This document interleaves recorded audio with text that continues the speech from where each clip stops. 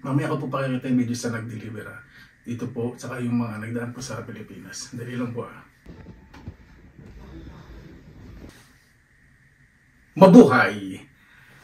Kaya maraming salamat na lang po sa Panginoon, nagkasama sa amin na naman po tayo. Naway safe po ang lahat.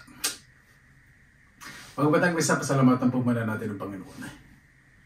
Panginoon, maraming salamat na naman po sa biyayang binigay niyo po sa amin sa araw po na to. Naway ang bawat isa po magkaroon po ng pagmamalasakit, respeto, pagmamahal sa kapwa, lalo na po sa pamilya. Yung po kailangan po namin yun, pagkakaisa sa magandang layunin para po sa kapayapaan, Panginoon. Kinapubala po sa amin, isinusungo na po namin sa inyo lahat sa kanan ni Jesus, amin.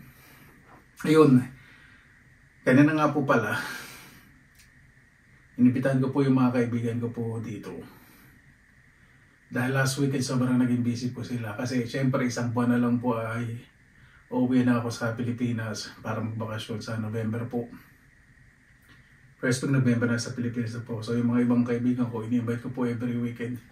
So last weekend, busy po sila. Syempre nag-spend din po sila ng quality time sa kanila pong mga mahal sa buhay. So kanina, na-invite po sila.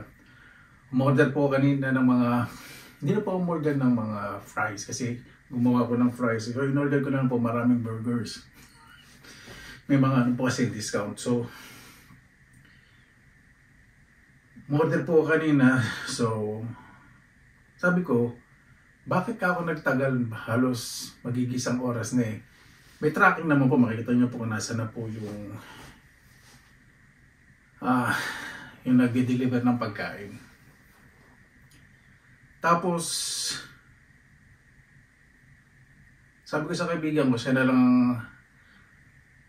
kumuha. Tapos yung dalawang kaibigan ko po, nagpe-prepare po ng cocktail drinks kasi ini celebration. Hindi pala celebration, ano tawag doon? Despedida nga. Yung paalis despedida, babalik benvenida, tama? Despedida party. Share po kami kung may alis. Halimbawa, mawawala ng may isang buwan, ganun po. Sabi ko sa kaibigan, ikaw na mag-receive kasi magpe-prepare pa ako ng fries sa mga salad. Mag-ayos ako din sa kusina. So yun nga po. Tapos dumating po yung magdi-deliver. Sabi ko, pakitingin yung phone ko. Ito yung phone ko po. Sabi ko kasi darating na yung magdi-deliver. So na-track po nila. Tapos, meron po pala dong option sa app na malalaman nyo kung nakabisikleta o kung ano po yung gamit sa akin. Hindi ko po napansin. Tinignan ko na po yung dot. Yung isang option. So, nabiroksan ng kaibigan ko yung isang option na meron palang malalaman kung nakabisikleta o nakasasakyan. So, nakita ko po nakabisikleta. Sabi niya, oh, kaya naman pala yung mahigit isang oras dahil nakabisikleta yung ditilipan. Medyo malayo rin po yung in-order ko po. Tapos padating po, sabi, sige. Tapos kinuhanan ko nga po ng video. Tapos, nagbigay po kami ng tip. Naawa po ako dun sa nag-deliver kanina. Habang nanuwang mo mula sa bintana yung video, parang ibang lahi pa po eh.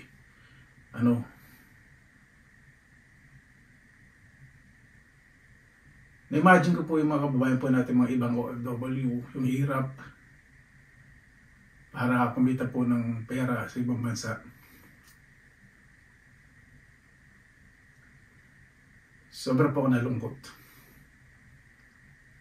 Sabi ko, magtatagumpay itong tao na to, sabi ko po sa sarili ko.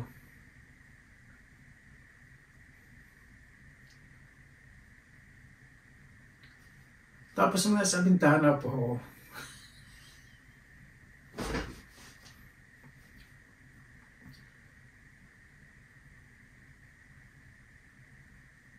pasensya na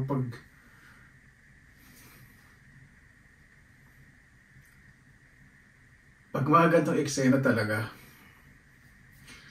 kaming malalayo sa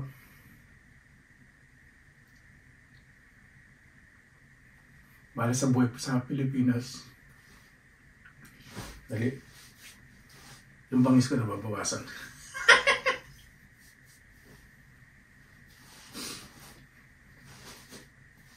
Oops. Talaga, pakita ko naiyak kami. Ano po, medyo nangingilig yung luha ko. Samantala, pinipigil ko po talaga sa iyo makita ng mga kaibigan ko na alam po nila magbaba po ang luha ko pagdating sa mga ganun. Tapos, nang dumating na nga po, tinignan ko po hanggang pagalis. Tapos, siyempre nagbigay kami ng tip. Kahit naman kasi anong review dito, hindi naman nila pinamasil. Yung tip na ako po yun, kahit paano makatulong sa kanya sa isang araw. O 2 araw. Kita ko siya.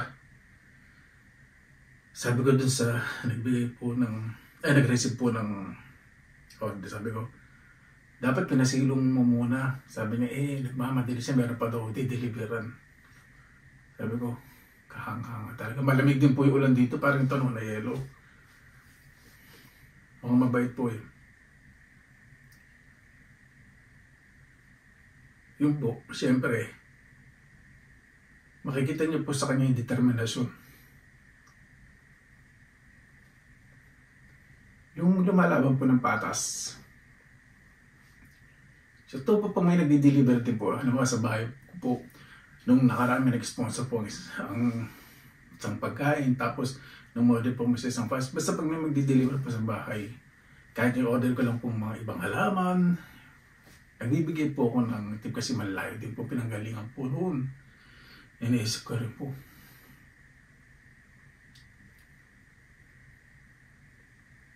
Lalo na po pag nung napagawa po ako ng bahay. Tuwan-tuwa po yung mga nagdi-deliver po kasi pag sa amin po nagdi-deliver, minsan pinamimerienda ko, 100% nagbibigay po ng counting cash po. Deliver. Kasi papasok po di ba yung bahay ko, tapos yung semento, kakargahin po nila. Halimbawa yung semento, 30 pieces, 50 pieces. Nakikita ko po yung hirap. Tapos may bakal pa, may gara pa, buhangin. Hindi ko pa kaya panoorin ganun.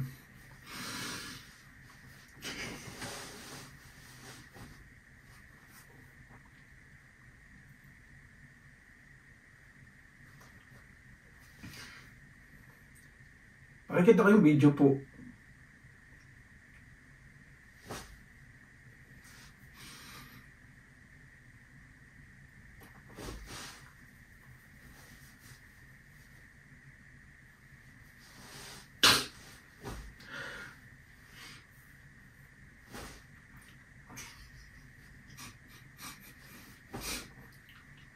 Siguro na homesick lang ako. Hindi rin po siguro. Hindi rin po talaga bagay sa sagwa.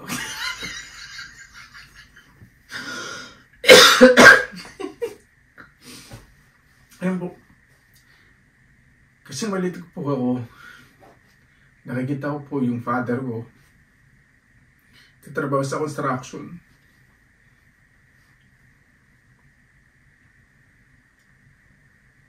Kita ko po yung nanay ko. Minsan sasama ko yung nanay ko magatid ng pagkain. Nasa basket pa po yung may takip. Bilig sabaw, father nila. Yung kailangan may sabaw. Tapos pag uwi, dugis-dugis po ng father ko.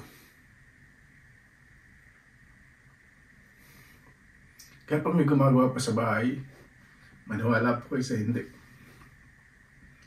May gumagawa pa sa mga bahay ko, nagiging kaklose ko. Binibigyan ko sila ng tiwala. Sabi ko, pag halimbawa, hindi ako naganda sa ginawa, o mayroong detalye na, hindi naman sasabihin, hindi ko nagustuhan na may kulang. Sabi ko, hindi social. Mas kaya mo pa, mas magaling ka pa dyan. Hindi po, tawag kami, ang ganda na resulta. Ay, tatay ko, yan o, yayamanin. Ganun po dapat, di ba? Kasi mga tao po mamaya ko po pakikita yung video sa nag-deliver dito po, saka yung mga nagdaan po sa Pilipinas. Dali lang po may belo pa po ang kabangisa mo. Basta pag may gumagawa po sa akin, hindi ko po tinatrato na iba. Ginagawa ko po komportable. Tapos bibigay ko po yung tiwala. Tapos kakawasapin ko, siyempre, minsan, ito may distansya naman kasi minsan idol po isang personal ba, minsan sila nagkikwento, nagkakwentuhan. Pero siyempre, dinidistansya ko naman yung personal ko rin buhay. Hindi naman yung sobrang close na halos batungan. Hindi naman. Kasi yun po, yung masaya sila pag gagawa po sa akin. Tapos bisa maririnig ko sila, mas kwento kayo. Sarap talagang gumawa kay Kuya Job. Job po kasi ang ano ko, J-O-V ang nickname ko, Job. Masaya daw po lagi. Natutuwa po kasi po nag-comment po nila. Yun po. Kaya kung may gumagawa po sa inyo ng mga carpenter o iba, mga tagahalo, piyon, mason, kung ano po, trato po natin ng ano, pantay-pantay. Huwag po natin sisigawan kung ba hindi tayo nagustuhan o palitan agad. Kasi alam po ninyo, sila po, kapag hindi kayo may nakita hindi maganda, na sa tingin hindi kaya, isipin nyo, ano kaya pwede gawin ito na hindi siya masyadong mahirapan sa ganun. Huwag niyo pong basta alisin kasi yung mga tao po na yun mga tao po na yun na isipin po ninyo na sila po yung naghahanap buhay na sa isang araw gusto po nilang may madala po sa pamilya nila kahit papaano. Gusto po nilang matuto. Kaya pag may nakita ko yung may kakulangan sa trabaho, gawin nyo, tumulong sa pagpipiyon, pagtatambak, tapos sabihin nyo, panoorin mo, baka ganun. Tapos, kailangan po matuto, bigyan nyo rin ng lakas ng loob. Yun po yung pinaka-importante. Sabihin nyo na, isa kasi nasasabi sa akin ng mga gumagawa. Sabi mo, kuya, masarap talaga na nakapag-aral kasi lahat magagawa mo. Sabi ko, hindi. Maraming mayayaman na nasa diskarte. Pero hindi lahat ng marunong na diskarte marunong makisama. Sabi ko, pag marunong ka na diskarte at gumagang ang buhay mo, huwag kang maging mataas. Dumiskarte ka ng marunong kang makisama. Hindi ka kakalimutan ng mga tao. Bakit yung pagkapatawa ko, importante. Sabi ko po sa kanila, nakita niyo naman, kalikwento sa inyo ng mga magulang ko. Nakikwento din po mga magulang ko. Mga magulang ko, sinasabi nila na lagi sa akin na hindi sila nakatapos, wala silang diploma. Pero sabi ko, yung sakripisyo ng mga magulang ko, hindi ko kayang pantayan yun. Sabi ko yun, kung nakapag-aaral mo naman, yung diploma, hindi. Yung sakripisyo nila kahit ano, kahit mawala ko dito sa mundo, hindi ko kayang pantayan yung ginawa sa akin ng mga magulang ko. Hindi ko kayang palitan yun. Kasi kung literal na pawis at dugo ang pinuhunan, yun talagang pinuhunan nila para mabuhay kami. Kaya kami magdi-deliver po sa inyo, natatrack niya naman po. May gagawa po sa inyo mga carpenter, maglalako sa inyo mga ulam, ganun din. Basta pumunta po sa tahanan po ninyo. Kung alam niyo po may kakapusan, minsan, kung hindi niyo gusto ugali, huwag niyo lang po sigawan, wag na lang po kayo magsalita. Ganun po. O kaya lumayo na lang kayo. Pero kung gumagawa sa bahay niyo, nakikisama po sa inyo ng maayos, kung hindi po marunong sa isang bagay, mag-isipan po kayo na pwedeng gawin niya para matuto. Kasi yung mga karpentero, nasabi ng father ko, hindi mo dapat ikahiya kung anong bubuhay sa pamilya mo. Mas ikahiya mo, may pinag-aralan ka pero nahihiya ka na gawin isang trabaho dahil wala sa tinapos mo at hindi naman kayang buhay ng pamilya mo. Di ba po? Tara, ito po yung video kanina nag-deliver. Tapos pakita rin po yung mga video ng nag-deliver po sa Pilipinas. Samahan niyo ako.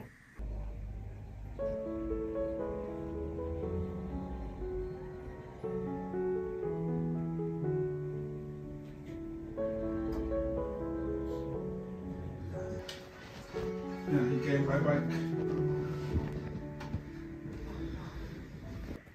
Ayan po. Kaya sa bawat nagdi-deliver po sa atin irespeto po natin. Hindi po biro dinadaanan po ng bawat isa kaya dito po sa Finland. Napakahirap po ng trabaho din po nila. Yung pag-cancel lang, ako, karabi po. May mga pamilya din po yun. Lumalaban po ng patas. Talagang pag may nagdi-deliver po sa bahay ko po, kahit ano, talagang dinadaan ko po talaga sa tawa. Ni-entertain ko po. Ayoko pa silang may ilang po kasi sa akin Kasi gusto ko pag alis po nila, may kikwentuhan nila sa ibang tao, di ba? Siyempre, ngayon po, aminin ko na po, tatanggapin ko sa sarili ko na isa akong content creator. Ibig sabihin yung influence na binibigay po natin sa tao na hindi lang para pansinin tayo. Hindi po yun. Influence dapat na binibigay natin sa tao. Yung i-share po natin sa kanila. Yung pakikipagkapatao. Yung tamang pakikitungo po dahil pagod po sila sa trabaho eh. Kailangan po natin bigyan ng konting ngiti. Di ba po? Yung mga nagtitinda din po sa akin. Yung mga nagtitinda po, naglalako rin po sa bahay. Kahit sino po pumunta po sa amin. Lalo na po yung mga gumagawa po sa bahay. Siyempre nakakasama ko rin po ng 1 buwan, 2 buwan. Talagang pinakasamahan ko po ng maayos. Yung makatao po. Ayun po kailangan po kasi natin eh. Kasi pag nakikita natin na ganoon ang estado ng isang tao, oh, karpentero lang, tindera lang yan. Huwag po natin sabihin na ganoon na lang. Huwag po natin gamitin yung salitan lang dahil masinahangaan ko po sila. Dahil talagang ginagamit po nila yung kakayahan po nila para po mabuhay ng marangal. Mas kahanga-hanga po yun. Kasi hindi po natin malalaman takbo ng buhay ng isang tao. Sa bawat panlalait po natin, sasabihin namin, hindi naman ako nakakarma sa mga sinasabi natin. Kung hindi man mangyari sa atin, baka sa mga mahal natin sa buhay. Minsan marirealize mo pag nangyari yun, nangyari pala sa'yo. Hindi mo ma-admit sa sarili mo. Huwag naman sanang dumating yung araw na pagsisihin mo isang bagay. Sa sobrang pagsasalita mo, ay bumabalik sa'yo. Ayun po pinakamasakit. Kaya may tinda na naman po si Lenlen. Ang lalaki nitong sumpo. Oh. Lang ganitahin. Magkano daw kilo nito? 300. Nga magkano? 1, 2, 900. 900? Naku po. Tingnan natin muna. Grabe. Baka 2 lang yan, 1 kilo na. Lalak. Bumili ka na. Come on! Yeah, everybody! Yes! Wala! Okay. 1, 2, 3, go! Come on! Bumili ka na. Yes, come on, everybody. Ulit ng araw. Punta ko sa'yo sa Pasko. Okay na.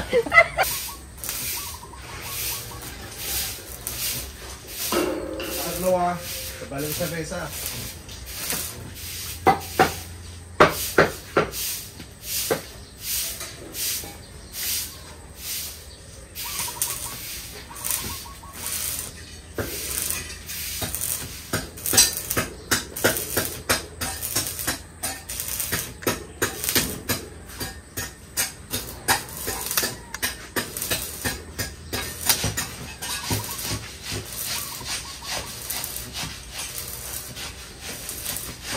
Mausok pala.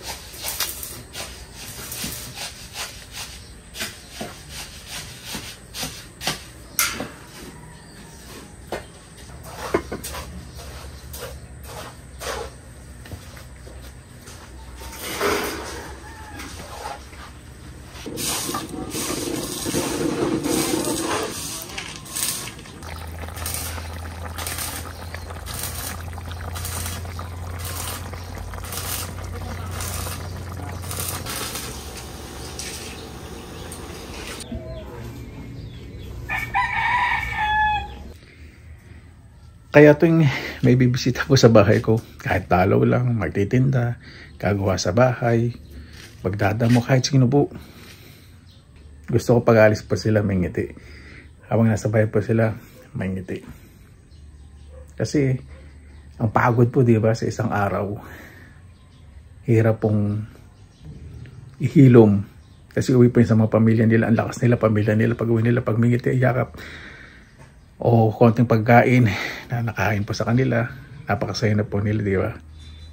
Hindi ko naman sinasabi kung konting pagkain walang makain. Hindi yung gano'n ibig sabihin. Ibig sabihin, yung pagsisilibahan nyo lang sila na sa simpleng bagay. Napakalaking bagay na po yun. Kaya, kung meron pong mga taong pumupunta po sa inyo, nakikisama, at pinupuntahan kayo, ibig sabihin, marunong kayong makisama. At hindi nagsasawang puntahan kayo. Di ba? Kaya bigyan po natin ito. Kahit paano po naiibsan yung pagod po ng kanilang katawan. Kwento-kwento ka. Ganun. Simple. Yung pupunta sila sa trabaho, sa lugar ninyo, kahit saan na. Hindi sila nailang. Parang ma-inspire pa sila, di ba? Masarap po yung ganun. Kahit sino naman gustong maranasan yung ganun, di ba? Hindi yung pupunta kayo sa trabaho nyo. hindi kayo masaya, may anilangan yung mga taong kasama ninyo, di ba? Mga toxic. Hirap po yung ganun, pero may mga ganun po talaga sitwasyon na wala po tayong magagawa. Kailangan natin magtiis para mabuhay, lalo na po yung sa mga kababayan po natin mga nakikipagsaparan sa malalayo, kung saan man sa Pilipinas o sa ibang bansa. Sila pong kahanga-hanga. Sobra-sobra. Kasama ko po si Nene. Third cousin ko po yan. Sa side po ni nanay. At si Ate Honor, sa kasamaan pa at bisang buko po. Gago yun, putang na eh. Naiinis na ako dyan eh. Sana wag mo natanggalin yung postiso mo para naman yung mga manunod di mabawasan. Hindi ko natatanggalin yan. Para lalo akong makakain ng mabuti. Bukas ay lilipad ang iyong anak. Masaya. Na masaya na malungkot, syempre. Oo. Masaya malungkot. Yan talaga ang buhay, ano? Kamunong sumibat si Badya, ito na, di ka ito ako nakausap ko. Ayusin mo! Last year po kasi, nag-vlog ako dito, yan si Ate Honor. Pinapayos niya pa po yung ano niya, yung ngipin. Diba, imabot na isang taon. Ganun pong kahirap sukatang ng bagang at ngalangalan ni Ate Honor. Kompleto ko kasi yan, up and down. Kahit sino naman pong dentista, di mo mapapadalawang isip. Ang hirap yatang magsukat ng ganon. Ayan, bayan, kasama ko po yung pinsan ko si Chody, ang masipag na tatay. Diba, napakabait. Lagi ako dinadala ng kung ano-anong anik-anik. Mag-ano po kami, mag-street food mukbang. Hanap po kami ng mga titingnan namin kasi kami mga katipid. Hindi, tara samahan po niyo po kami. Medyo madilim panahon. Kung magmumukbang kami mamaya ulan, mas masarap. Tara samahan niyo po kami. Ayun po mga kababayan, dumating na po ang Andox Lechon. Talaga naman kahit saan sulok po sa Pilipinas talagang mapupuntahan po. Ang ganda po naman kasi dito sa lugar po namin. Magandang hapon po. Magandang hapon sir. Welcome po. Welcome po sa akin munting tahanan sa gitna ng kagubatan. Okay lang po. Ibali, ito sir ha. Ito po yung lechon manok. Po. Yan. Ito din sir. Tapos po. Ito po yung baka. Ito po yung baka sir. Ito po yung baka. Lechon baka. Apat yan sir. Opo. Tapos ito po Yung dokito. yung ano po, prito po. Spicy. Liempo. Hindi. Pritong manok sir. Ay, ito po yung liempo. Dokito sir ito. Liyan po, liyan po. Ito po yung liempo. Hindi po. Yung dalawang liempo. Ito po yung liyan. Ayan po. Ito yung manok na chop. Sige, check na lang po namin. Ito po yung liyan po. Isa chop sa buko. Tapos isang bangus. May bangus din po. Apo. Tapos ito po. Tatlong manok sir na hindi ka. Tapos yung dalawang pong slice dito. Ito po. Ayan ba. Okay. Yeah. Sir, ano lang picture lang kayo? Sige po. Kasi yan. Kasama ba sir? Para yan. Pawak sir yung ano. Ay. Wow, bigat. Inabot mo kay sir. Ayan, kahit yung baka na lang sir. Thank you sir. Salamat pa Ano niyo sir sa Facebook sa akin? Para Pinilakan lakbay. Ha? Pinilakan lakbay. Pinilakan lakbay. Ay sir, wag na sir. Okay na sir. Opo. Hindi po. Okay na po sir. Okay na po. Sige po. Thank you po. Okay na sir. Sige sir. Bali yan na lang po. Okay na po yan. Ano po. Thank you sir. Deliver na rito eh. Hindi. Ano po, sagot po ng company. Ay, hindi. Iba po ito. Hindi po ninyo po. Iba po sa company. Iba po ito. Sige sir. Thank you sir ha. Sir, thank you po ha. Sige po. Thank you sir. Okay. Papalo po namin yan. Sige. Salamat po. Ingat po kayo. Ala tayong lalagyan. Ayan po si Kuya Cesar. Ito po.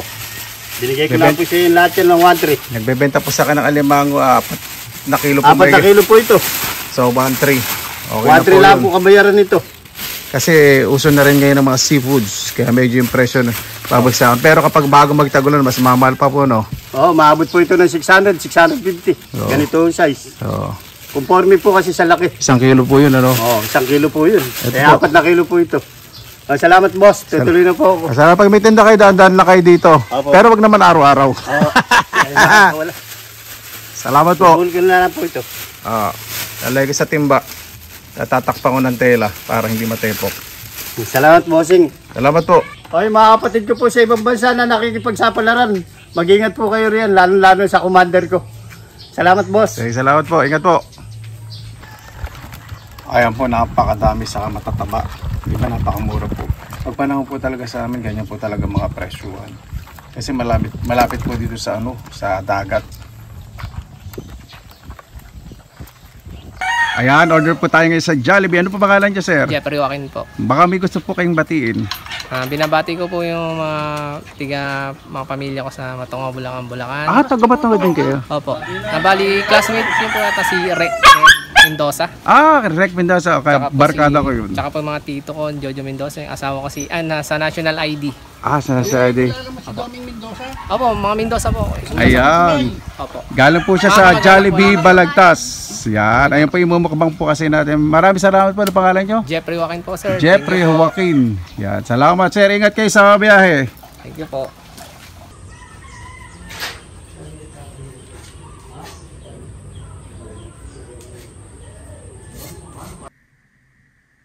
Paano po mga kabayan? Maraming salamat ko. Bakit kami una sa may kumot? Patulog na rin po kasi sobrang pagod. Dahil nandito po kanina yung mga kaibigan ko. Sobrang po nagpapasalamat sa pagload. Dahil yung mga tao nagmamahal po sa akin dito. At syempre kita ang dahil po sa pag-uwi sa Pilipinas, yung mga taong mga magulang ko na sobra-sobra nagmamahal po sa akin. Kapatid ko syempre, kasama na po doon pamangkin ko. Yun po, kailangan po talaga natin ngayon pagmamalasakit po sa kapwa. Huwag po natin maliitin ang isang kapwa base po sa estado ng ating buhay. Hindi naman dapat irespeto tayo dahil may pinag-aralan tayo, may kaya tayo, hindi po. Di ba po nahihiya lang? Di ba po wala silang kakaya para lumaban? Huwag natin pang malaki at gawing sandata po yung lakas ng ating pera, kapangyarihan. Hindi po inabasihan ng respeto. Iba po kasi, nire-respeto kayo nga. Dahil sila may kakulangan, nagtatrabaho sa inyo, nagpapasweldo kayo, pero hindi po yun. Nakikisama po sila sa inyo para mabuhay. At po tayo, gusto mo natin mabuhay ng maayos. Pakasama po natin mga nakapaligid po sa atin, lalo na po mga magulang po natin na talagang kahit anong mangyari, nandyan po sila. Sa ngayon naniniwala po ako na, hindi po ako naniniwala sa tunay na kaibigan. Dahil nagkaroon po ako ng mga tunay na kaibigan na tinarato ko pong parang mga kapatid. Ayoko na pong sabihin ko ano po hindi ko magandang naranasan. Naniniwala po sa totoong tao po ngayon. Totoo po yan. Mas naniniwala po sa totoong tao, sa totoong kaibigan. Kasi ang tao pwede mo sabihin kaibigan. Pero yung totoong tao, mahirap pong hanapin po yun. Ang totoong tao sa isang kaibigan. Diba? Kapag isang totoong tao ay nakita nyo po sa kaibigan at naging komportable po kayo, hindi na po kaibigan ang tawag po ninyo yun. Tinuturing nyo na po siyang kapamilya. Kapuso, kaparte po ng buhay po ninyo. Pag sinabi pong sa inyo na importante sa akin itong tao na to, huwag sabihin, mabuti po kayong tao.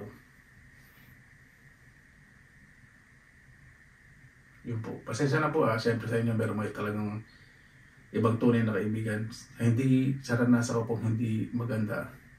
Dahil po sa pera, sa inggit, insecurity, paninira, parang hindi na po naniniwala sa salitang kaibigan. Naniniwala na po sa totoong tao, salitang totoong tao. Yun po.